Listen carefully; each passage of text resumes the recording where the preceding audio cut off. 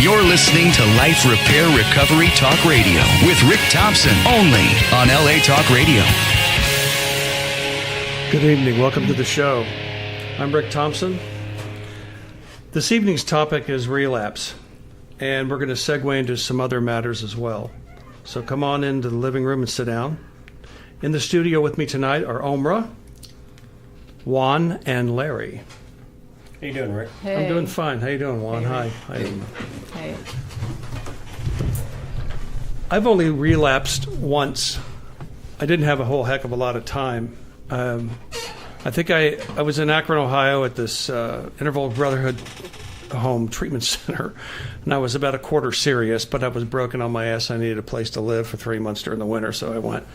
And I got out, and things started happening for me, and because I hadn't paid attention and worked a 12-step program, as I was suggested to me, I got loaded on the first night of my first success, and then everything went down the toilet from there, and I stayed out for 5 years and almost killed myself, and certainly was on the path of destroying my life. So I've been very fortunate since February 20th, 1993, to not ingest anything that's going to alter my mood or put me to sleep permanently. And the people I've seen come in and out of various programs with relapse issues are just, it's staggering. I know guys that are in their late 50s that just, they'll clean up for a week, 2 weeks, and go right back out and do it all over again, knowing what the end result's going to be. And I'd like to hear from some people here on the panel of their experience with relapse and or someone that they know that has been a chronic relapser. Larry? My name is Larry, and I guess everyone's looking at me to share some experience. Sure. It's a funny thing, relapse, because it was never in my vocabulary before until I started coming around the 12-step rooms, AA in particular. Being introduced to AA in 2004 and having 20 years of, whether it's alcohol or substance abuse, it's definitely addiction, and never been introduced to any kind of, process to relieve me of this sanity. I didn't know why I had such sanity in my life. Insane.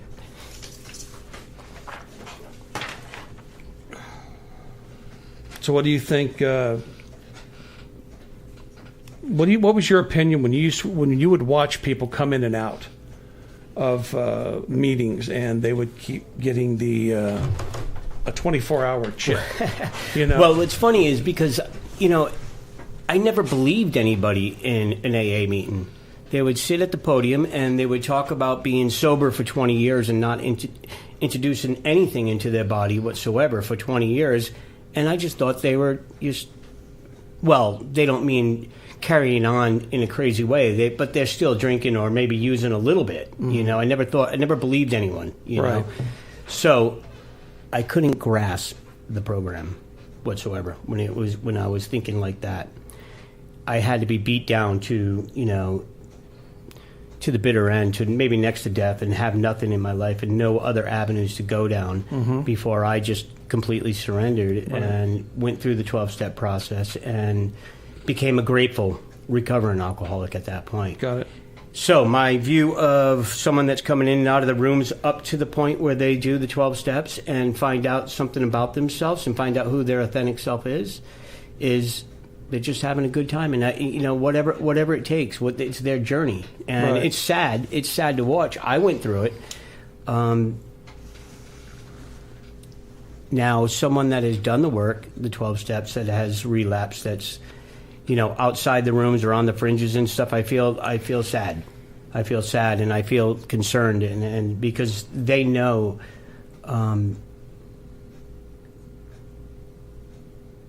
Well, they know what the end result's going to be. Well, they know about themselves, right? And they know now that something in life has brought them to the point to where they're relapsing. So that's a dangerous place. That's a dangerous place. And I think that when we get sober, the first time we get sober, I think it's a gift. I think the second time, if we need to have to get sober again, I think it's a whole nother deal. And yeah. Well, what I think. One thing I've always had a discussion with people that came back and said, do you realize how sick you are? A, B, do you realize that you have a disease that wants to kill you? And C, your brain wants to kill you as well. And they look at me with this empty look because they didn't get it. And then all of a sudden their mind starts working because this disease is much, much smarter than me. I mean, it's the most evil presence I've ever known on this earth. It's taken my mother, my father, it's taken my brother, it almost got me. And there are times when I get into a spin cycle in my head because I'm not doing what I'm supposed to be doing in order to keep myself healthy or reasonably sane. It's funny that you just said, what did you say, your mother, your brother? And my father died from this disease. Your father also. Yeah. So out of 6 kids, it's taken 4 of my brothers and sisters, and it's at the door from me and my brother. I mean, we both have alcoholism, and we're both in recovery right now. Right. However, it has taken most of my family. Got it. Umrah, you have any experience with this, or anybody that you know that's relapsed? I actually worked for a while at a sober living, and it was such a wake up experience because sometimes we take it for granted. I mean, we're feeling good, and then we kind of forget what was happening before. And when I came to the sober living, and I started getting to know the people, and I started really caring for every person. Then I really like everyone, and I cheered for every single person. And then my job was also to know where each one is at any time, because it's kind of like a very free form. You can come and go, but I needed to know where everyone is, and then I started losing connection with people, and I don't know where they are, and then they're coming back, and you start seeing that they're wasted, and you see their eyes, and right, yeah, and it was very difficult to watch because, for me it's been a few years already, so I kind of like, it's logical, but addiction is illogical. Like, you want to feel good right away because it's all about how you're craving, you're uncomfortable with your body, and then you're thinking, so now you want something to fix you. Now when you have a few years of like sobriety, you feel good, and you're kind of more logical, and that you stay in the program, and you're around people that have sobriety and recovery, so you're kind of in a good place. But when you're just starting, it's very easy to go back because it's really dependent. Like a few things just trigger you, and I watched those guys. Not all of them. Some of them did very well, but few didn't, and it broke my heart because you kind of watch it, and for me it was like kind of like a good lesson. It's almost like if I had any thought, or sometimes I do have a thought, maybe to smoke something. I do have a thought. It's crossed my mind because I'm in the world and I see people doing it, especially now that pot is very popular and became like something that everybody's doing. It does cross my mind, but this experience broke my heart. It kind of literally broke my heart watching those guys going out. Like. It wasn't just pot, of course. It's like heavy drugs and everything. Sure. So this is Relapse, and I have my own stories, and I feel very grateful that now I can help other people, but not everybody can be helpful. Sometimes people have to go through the process. They have to go through the pain. They have to go through the damage. They have to go for all this like pain just to figure out that, there is no other way than recovery. There isn't. I mean, I have to say, I see that every day. I'm on the front lines. I have a sober living of my own in Tarzana, California, and we get to see it all the time. We're 19-year-olds, 20-year-olds that are in and out. They relapse. They think they are invincible, just like I thought when I was 19 years old.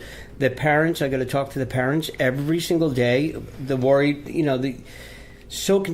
parents that can't sleep, that are just giving up their homes and their 401ks and everything else, their whole entire life for their kid that just keeps relapsing because they don't want their kid to die, and it's very, very, very sad. Yeah, it's extremely sad. There's kind of like a fine line there between helping the kid and then enabling the kid. Absolutely. Because if the kid knows that there's no safety net, that they make that move and they're on their own, they may have a moment of clarity where they have to grow up a little bit and take some responsibility for their lives and for their actions. And I didn't have a safety net. I just said, thank God I had been exposed to this since I was like 12. And I knew where I had to go. I said, look, man, it ain't them, it's me. I'm a drunk, I'm a drug addict, I'm a lying, thieving prick. I need to go and straighten my life out. Right. And I did, And but it's like what Umrah was just saying. I watch these kids come in and out, and they don't know anything. I mean, they're just children. They see it being glamorized on television, and that the disease kicks in and goofs them. They get goofed by their own brain, and the next thing you know, they're in a shooting gallery or they're out getting crocked. It's our generation or our multi-generation of lies. Yeah. It starts from the time you're born. You're listening to the radio, you're seeing TV, and it is nothing but a lie. The Budweiser girl with the big boobs and programming. This is success. Yeah. That's what success is, right? It's not. No, not even close. Juan, what do you have to say to yours? Well, for me personally, I went through this whole process with my daughter.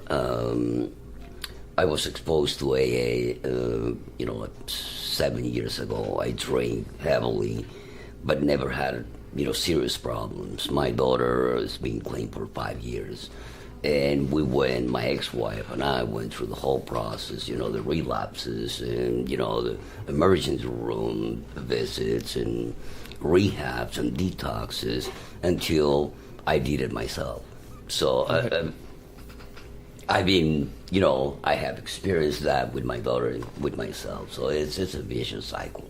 It is. It's not the easiest thing in the world to grow up and emotionally get some minimal balance, because when I came in, I was 33, but I was on a good day 13 emotionally. So the emotional sobriety, even though you're sober, you have to do the work for the emotional sobriety or you're just in trouble. You're going to keep doing really dumb stuff over and over and over again. And that was a real big hurdle for me. And then I started doing the work, and I'm still doing the work today. But being present in the moment is the best gift that I've had from being sober.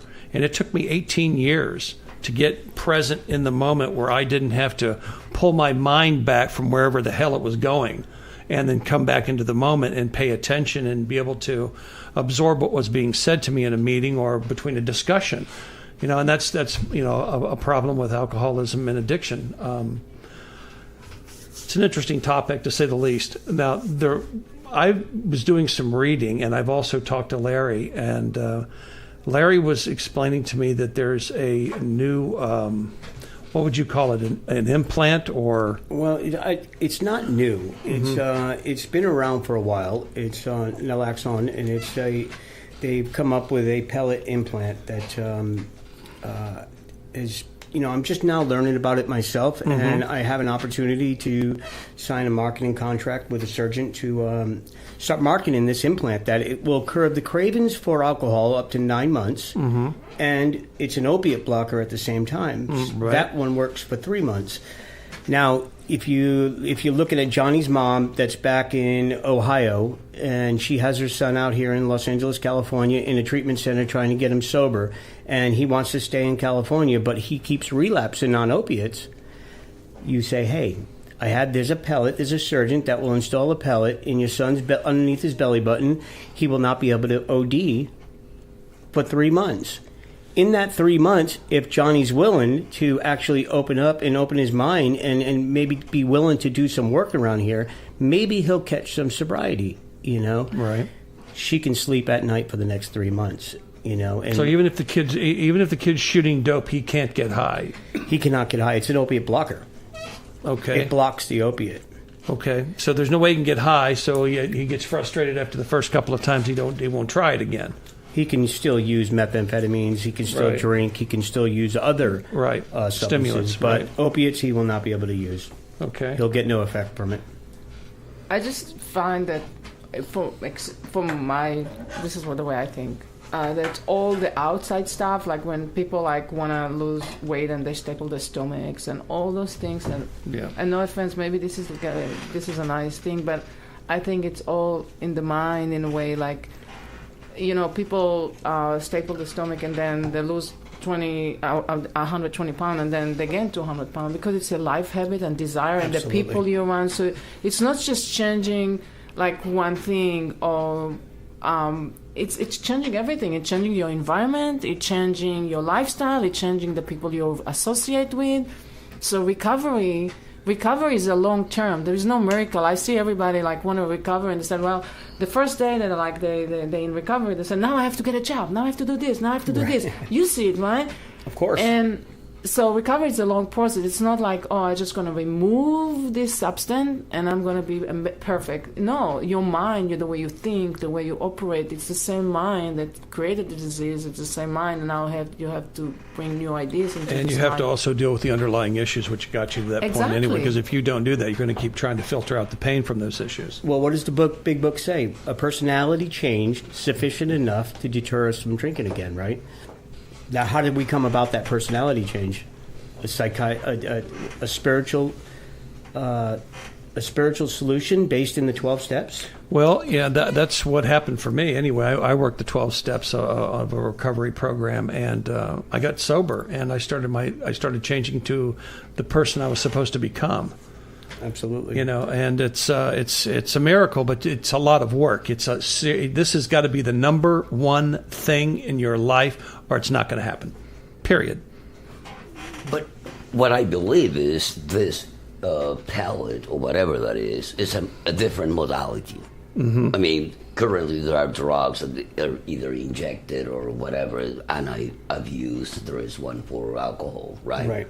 So this is a different modality. Basically gives you a break to concentrate on the real issues without dealing with the cravings. Right. Without dealing with the relapse. I mean, if someone cannot stop relapsing, and it's just time and time after again, relapse after relapse after relapse, and they are someone that is ODing because they're doing too much, maybe it's some time to look into actually getting that implant to where you can't relapse on opiates. Maybe it'll give them enough time between uses to where they can get into doing a little bit of work on finding out who they are, who their authentic self is, and have that personality change that they talk about in the big book. My experience, from doing the 12 steps, mm-hmm. Maybe that can happen within those days where he wants to actually start, or he can actually start receiving the gifts of sobriety, the promises. Right. Well, I mean, if I can do it, anybody can do it.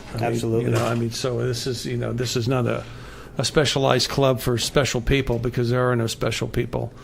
You just walk in the door, you're beat up, and you're on all fours, and you're just begging for something or death, one of the two. I mean, there was a fellow whose name was John. This is the first 12-step call I had been on in a long time, and a friend of mine, who was my sponsor, Don Morgan, he was sponsoring this guy. And we went up to the Ritz. Now, this is the Ritz Motel on Lancashire.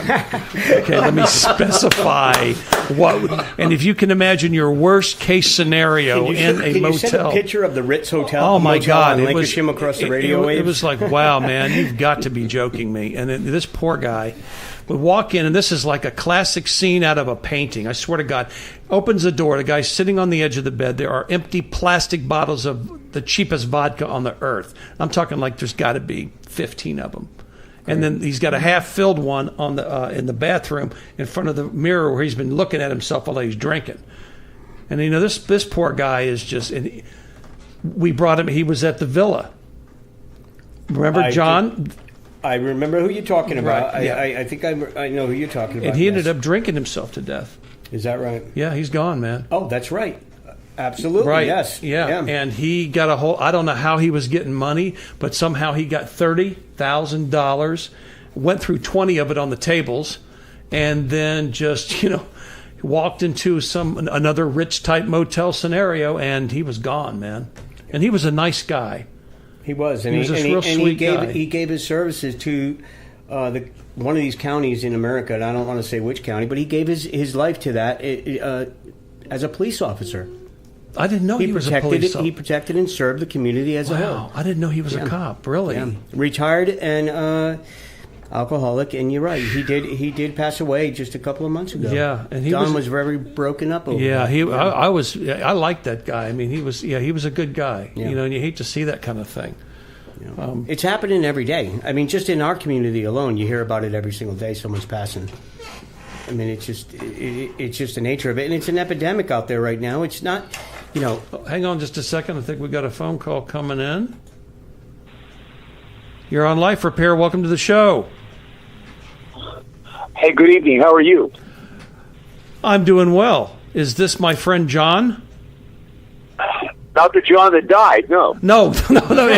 Maybe if you could pull that off, then I want to sign you up. Exactly. I want to be you your come agent. over to my 12-step program, and I'll show you some love. Everyone, this is John Yeah. Tompkinson. He's a very close friend of mine, and Hi, John. he had. I've been on 2 radio shows with him. One years ago on AM 830, and then he was here.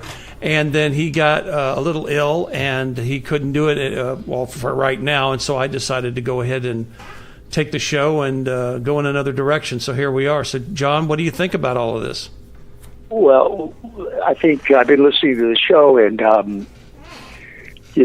think, first of all, Rick, congratulations, and we've known each other for almost as long as I've been sober, and I'm coming up on 12 years here, and you've always been an inspiration to me, and when I was in LA radio, before I went to Miami, you were a good friend. Thank you, John. And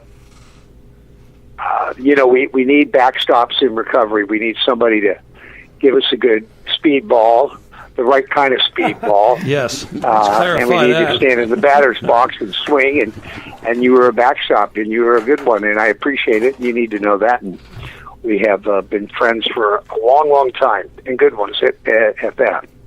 Yes. And I enjoyed the panel there. I can listen with 2 types of ears. I can listen to the content and take it in and go, wow, that's really interesting. Or I can be critical as a radio guy because it's the only thing I've ever done. But I'm not doing that. And I want you guys to know that in the world of recovery, we build and we take one at a time. We don't shoot the wounded. That's right. That's right. And what doesn't come out in the wash comes out in the rinse. And in radio, we build one listener at a time, Yes. one day at a time, one listener at a time. And I'm glad to be on the air with you. Great. What is your experience doing what you're doing now, putting people in treatment? What has been your experience with relapse? Well, certainly there are a lot of different types of experiences you have when you're trying to help someone. And you have a lot of sobriety in that studio there. And I don't need to go through all that, but my experience with regard to helping other people, when you put people into treatment, and when you're placing somebody from the call where the mother, the brother, the sister, the father, the husband says, "Hi, JT. Are you J? Yes, I am. Can you help me? I was referred to you. My son, I don't know where he is." And the stories go on, and they get really gnarly. They get radical. The stories get radical. Yeah. And every story has a lot of pain. And I say that every story does have a lot of pain, but I also say that every story has a lot of hope. And when a person calls me and they ask me to come talk with them or to place their son, daughter, whatever it is, there are 3 obstacles that I always have to go through. And sometimes I think, oh, this is going to be easy. This is great. The son is ready to go. I talk to him and he's just ready to go. And the insurance is good. And okay, they're going to transport the son down to the facility, and I'll meet them there. Well, the other part of the story is that something always goes haywire, Rick. The insurance is good. The treatment facility has accepted them. But the part is that halfway down when they pulled into the gas station, the kids split. Nice. The kids split It in was the gas something station. like that, right? Yeah, right. I've So heard there's that before. a lot of Yeah. there's a lot that goes on. There's a lot of unknowns to a member that's trying to help someone else. I remember we put There is a lot of misinformation and misguided. Well, what do you do there in that thing, in that treatment thing? Well, then you got to explain. Detox. Well, he just smokes pot. Yeah. Well, when somebody says that to me, it's just a matter of information and education is really powerful. the lack of education and information makes people, not that they're bad people, respond that way. He just smokes pot. Yeah. Well, the other part of the story is that physiologically, pot is a worse drug than is any other drug on the market. It stays in the front lobe of the brain, and it just it doesn't come out. Say it again, John. That's the latest research. So what I'm trying to get at is there's a lot of things that you overcome. My biggest is the real fact that is that person willing to come to treatment or do an intensive outpatient program or to customize something for a client. Mm-hmm. And because the industry is filled with sleaze and really, really terrible people, real sleazeballs, the first thing that the person footing the bill says, well, you just want this for your back pocket. Well, no, I don't. And there are a lot of people that are very successful that line their pockets with lots of cash, and they do go to treatment. And the people do a half-assed job. The biggest thing that's the roadblock, the thing that I have found is the fraud, F-R-A-U-D, in insurance billing. Yeah, we discussed that today. So what has been going on is because the number one fastest growing category in healthcare is recovery and treatment and inpatient and outpatient and IOPs and detoxes. It sells more insurance policies. True. So what is happening is the treatment centers are finding people that want to go to treatment. But because we're in California, there are a lot of laws about the kind of insurance and if you're a network and out of network. And what they do is they pay for the policy for the client. They let them live in their sober livings, which they back bill through another line item as some sort of other service rendered. And that person's got $30,000 a month for 90 days, that treatment facility. And then the insurance runs out, and they say, well, go get drunk, go relapse. We'll bring you back for another 90. That's crazy. So the insurance carriers started losing lots of money in 14, 15, and in 16. I mean, billions. And they had to pay these to the to the treatment centers, the payouts. Right.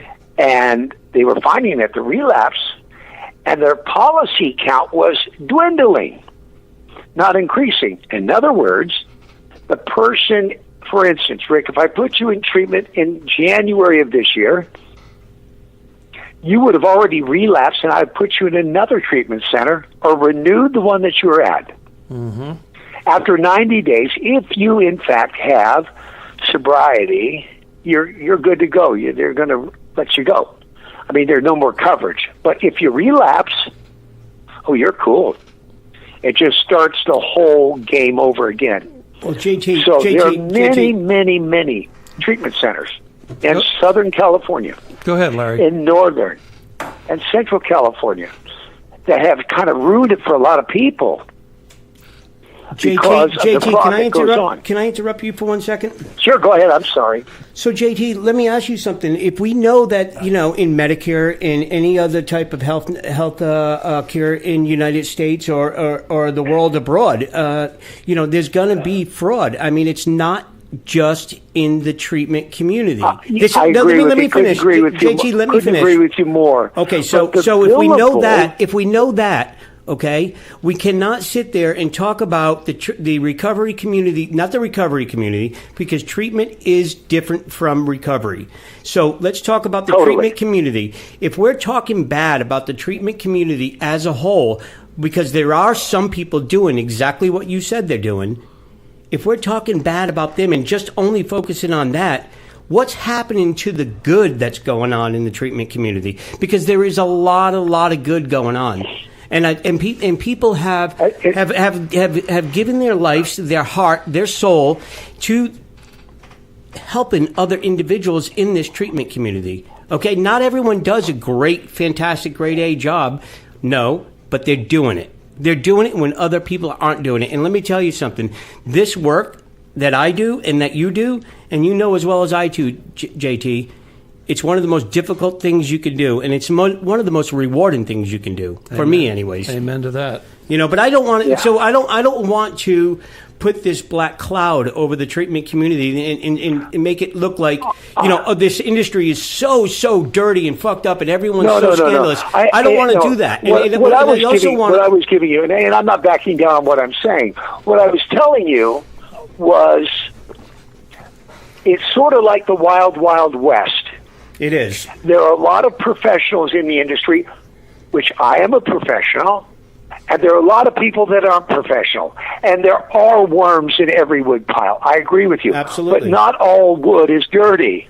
Correct. I agree with you there. And I'm not suggesting that treatment isn't effective. It is the number one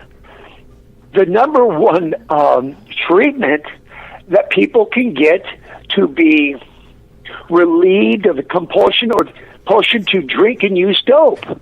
It's a new industry too in terms of the medical world, right? Absolutely. There is no proven science to fix an alcoholic or an addict. There's no proven science. The only thing that we do know that works, and I think you'll agree with me on this, that's proven throughout the ages, is what? A spiritual awakening. How do we achieve that? Through the 12 steps of Alcoholics Anonymous. Bottom line is that's the only way that's what's happened for me. That's what's happened for everyone that I know, and I know it's happened for millions of others. Anything else? The only way that I've been able to stay sober is I had to have something that I really believed in, and that was this connection called God. Okay.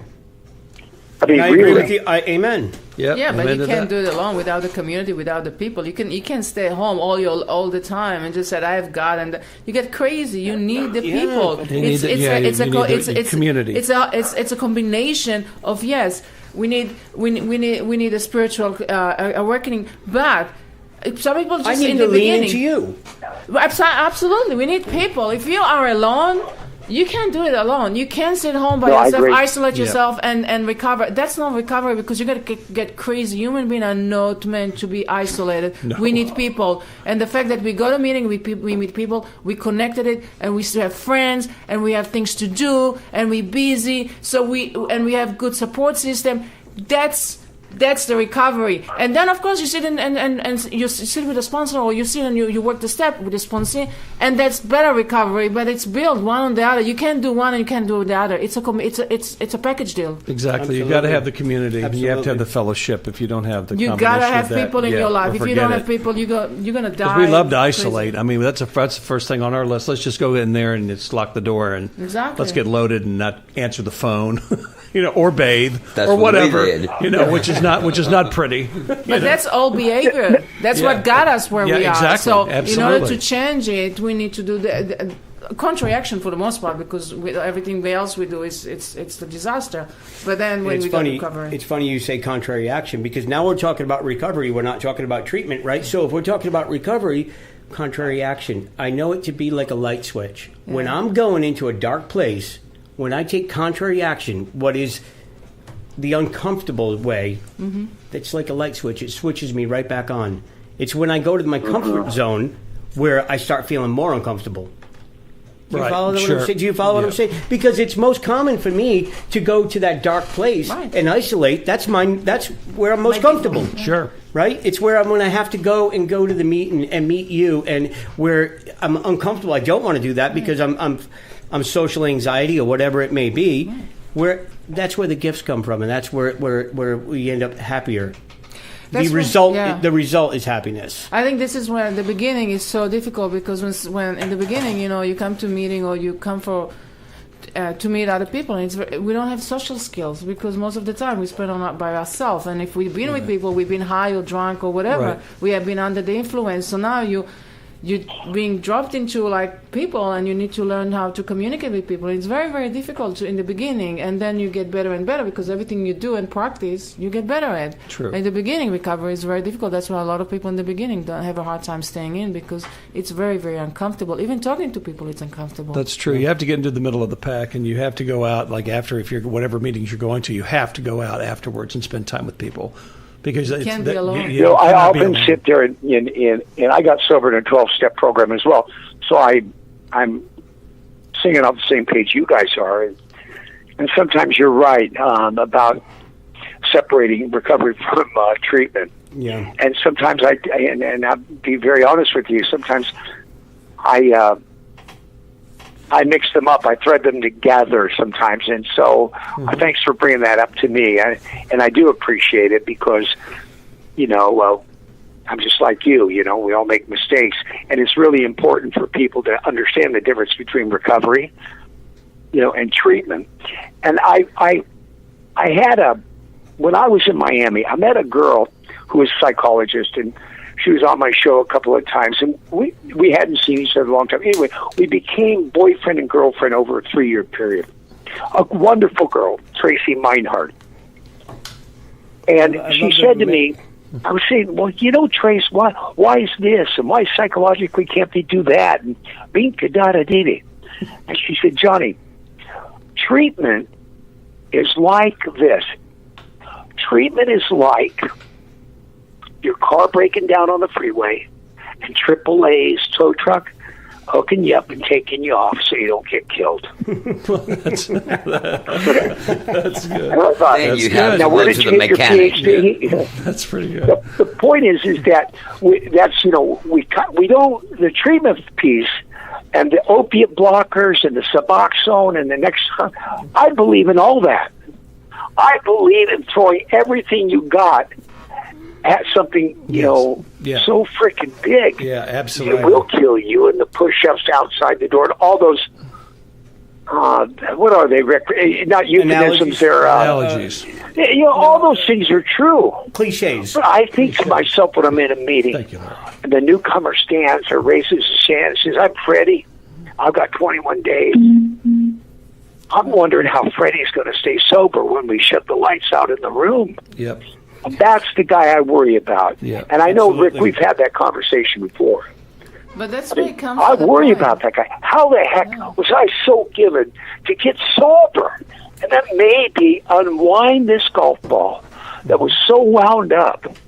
And at the core, we find things that are us, and we're so ever evolving.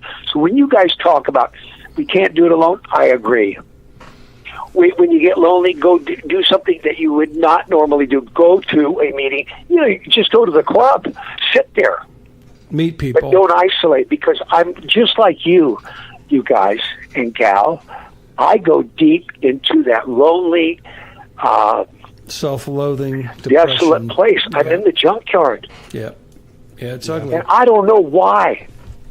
But I've been doing it for years. But that's not what I do every day, I do have days where I do that. Well, it's a constant. Sometimes it's a constant they will battle. run together. This disease is a constant battle, man. It's never ending. You have to monitor it every day, 24 And hours. it's important to really talk about that. It is a disease. Yes, and it you know is. what? Until I accepted that, I was just lost in the disease. Right. And exactly. I didn't know the contrast. I didn't have contrast in my life. I didn't know that I was in the darkness. I didn't know that there was light. I didn't know that there was serenity and happiness and peace. I just thought that everything was the same. Right. Always. I didn't know there was a contrast in life. White on white is only white. Right? That's true. There's a lot of gray area. Right. in this. There's Wonderful way of putting it. Today, recovery, it's from the darkness to the light. I mean, it's that simple as far as describing it. But one of the reasons, for me, one of the things that I really wanted recovery is because I used to watch other people. They seems to have life, they can, they just hang out. I remember I had neighbors, and there were a couple, they were really good-looking couple, and they used to go for walks. And they just walk, comfortable. Right. I mean, I know it sounds like a simple thing that we can do today, but for somebody who has addiction, or somebody who practices addiction, and the only thing they want, they always like, their mind is always like chaotic, and they just need drugs, and everything is like out of the control. When you see just people walk and comfortable, holding hands, and I was like, oh my God, I would like to just have peace. Like, they look so peaceful. They look like they have like comfortable life. I remember that. That's really, it's like, I remember that I went to Israel. It was a while ago. That's where I'm from. And I really, you know, I was in this hotel room. It's right in front of the beach, and I was like, I wanted to go to the beach, and I couldn't. I mean, physically, I could, but I was, you know, I was loaded. I saw people just enjoying and playing in the beach and swimming, and I wanted it. Bondage of self. Exactly. Right. And I was like, I said, I wish one day I can just leave the room, because I was able physically to leave, but mentally I couldn't. I was just sitting there and getting loaded and looking at them and wanted to do what they do, but I couldn't. I said, so I needed my drug, I needed my addiction. Why I was such an addict, but so this was my desire. My desire was just like to be able to do normal things. I have a question for you. And I have it today. Could you guys, before, I don't want to stay on the line all night, but Rick, at the beginning of the show, you guys talked about an implant. Correct. What is the pronunciation? It's called the naltrexone? Naltrexone. It's a antagonist, opiate blocker. Okay. That's in the. You find it in the Suboxone. There's so much of it in the Suboxone film. And this is just straight naltrexone that is a pellet that they implant underneath the skin, underneath the belly button, done by a plastic surgeon. You don't see the scar, and you know that's what it does. It also curbs the cravings of alcohol too. Yeah, you know, I have two guys that I helped get sober at the treatment center that I was at for a couple of years, and they implanted that, and he had a hell of a time staying sober. But the long and short of it is that it did work, and he's an older guy; he's like 62. Right. And it did work, and I have not talked to Jim. He's a buddy of mine now, but I haven't talked to him about 6 months. But for grins, I'm going to give him a call, because the last time I did speak to him, that was working very well for him. Is it insurable, or is it billable through insurance? So that is a really good question, because it has been around a while, and up until this last recent year, I believe, and I can, correct me if I'm wrong. Don't take what I say to be gospel, but from what I understand is that you could get it by paying cash, and it's an expensive procedure in pellet, I guess. Now, this last year, they have learned how to bill it for insurance, and it is being paid by insurance companies with a PPO. That's great. Insurance. That's awesome. What is the amount, the cash amount? What have the docs been paying? I mean, what have they been charging? You know what? I really don't know. They bill the insurance so much. The insurance company allows so much to go towards it. Yeah. I think that you could get it. It's pretty expensive, about $15,000 cash, I would say. Yeah. Well, you know that's what? Just it's a number that killing yourself. It's worth it. When you think about JT, because you do the same thing I do. You place people in treatment, right? And I also have a sober living, and you know as well as I do. When you're talking to a family member and you're asking them for $10,000 because they got co-insurance or and deductible and stuff, and they say, I don't have that kind of money, and you ask them, you have to play hardball with them, and you have to tell them the truth. Okay, so if Johnny decides to get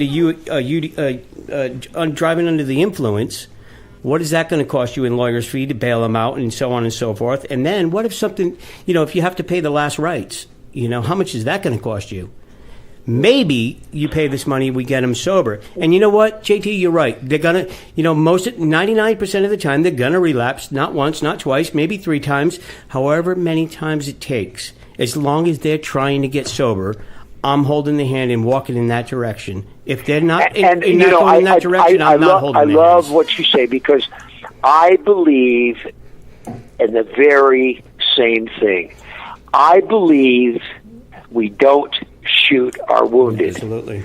And I've told Rick that for a lot of years, and Rick is he believes the same thing, but Rick says, but Johnny, you've got to get the filter system a little more together. This is like in my early sobriety, right? And he was right, but it took me another 5 years to hear him. I knew he was right, but I was still wanting to do it my way, right? I mean, does that make sense? Yeah, absolutely. Absolutely. Yeah, from my and it's so true. You guys, I think you got, Rick, what you're doing is wonderful, man. Thanks, brother. And if I can do anything to support you, I will. Okay. And what a great bunch of guys you got up there, and gal, lady. Thank you. And thanks for having me on the show. And you're welcome, buddy. JT, I just wanted to say I would love to meet you sometime. You sound like a great guy, and keep up the work that you do, because I know that we're needed, and more people like you are needed. To promote and assist. And so, in closing, as my great mother Mary said, when you look at someone, look at them square in the eyes, and for God's sakes, John, tell them the truth. And I used to say, "Why, Mom?" And she would say, "Well, John, they deserve it, and so do you." Good night. Good night, John. Good night, John. Night. Omra? Yes. Do you think that women have a harder time getting sober than men? I don't know. I mean, in your experience in dealing with the girls that you have sponsored? I think it's very individual. I think you have to come to the point that you really want it. And I think that sometimes you talk about people are being enabled. That in my opinion and experience, they have the hardest time because they don't like. Even if they don't get sober, they're still doing okay, and somebody always take care of them. I mean, I'm not saying that it's wrong. Right, I'm just saying that it is what it is. What it is. This is when you're hungry, when you're desperate, you usually chase what you want more than if you're just satisfied. And like when you're hungry, you're looking for food. When you're satisfied, you're sitting around. I'm not judging. It's all good. You get it when you get it. Right. But I'm just saying when somebody's really, really desperate, get it quicker, in my opinion. And I don't know if it's something to do with gender. I think it's just how much you want it. Situational. How much you want it. How bad do you want it? I do have a question. When I was in the sober living, I remember one guy in particular, like I couldn't find him like in the afternoon and in the evening, and then he showed up and he was kind of, in my opinion, was a little high, and I mentioned it to the person who was in charge of the place, and he said, no, he's okay. And the next day, the guy when he woke up, when the people woke up, he wasn't there, and he disappeared with some money, and he stole and stuff like this. And when he came back, he was high, and they found heroin and stuff. And the person who was in charge freaked out, and he started screaming at this person and really yelled. And to be honest, I was in tears, because if I had to handle it as maybe a woman, I would be more sensitive and I would be more caring. So I don't know. It's like there is so many different. What is the right treatment? To yell and scream at the person, or to give him a lot of love? Like, what is the best way to help somebody stay sober? Are you looking for a manager job? Nice. Yeah. That's my answer to that question. Right. Sure. What do you mean? Like. With the loving kindness. I believe in loving kindness, and I don't believe in the iron fist. Yeah, the iron fist doesn't work. I believe in the loving kindness, and because you know what? They're doing what they know how to do, and unless, this is a design for living. Recovery is designed for living that we were not given, Right. So I don't think it is to rule with an iron fist, and it all, there's got to be consequences, but I don't think it has to be with anger behind it or hatred behind it or anything like that. I believe with love. The person was so after a lady came over, she was also in charge, and she was crazy. She was screaming. Yeah. I couldn't stay there because I didn't like this kind of treatment. I like to give, but I don't know. Maybe men treat things differently. I don't know. I'm sorry. I'm not going. It has to be balanced. It's all good. We're running short on time. I want to thank Omra. I want to thank Juan. I want to thank Larry for coming in tonight. This is the best show we've had so far, and thank Johnny for calling in. And we'll be here next week. By the way, I had a great time, Rick. Thank Good. you for inviting Well, you me. guys are more than welcome to come back whenever you want. The door is always open, and I appreciate your participation. It's great. This has been a really good show. Next week, we'll have another addiction-related topic. We'll have some guests. We'll be taking calls. If you want to call in, talk to us, we'd love to hear from you. And now to close out the show, I want to leave you with the words of the late, great John Flynn. Disappointment Disappointment is the caboose on the train of expectation. Anything you want from anybody, you give them what you want from them. It's the only way you're going to get it. Life is about giving, not getting. Day at a time. Thank you, John. Thanks for listening. We appreciate it. We'll see you next week. Good night and good luck. You're listening to Life Repair Recovery Talk Radio with Rick Thompson, only on LA Talk Radio.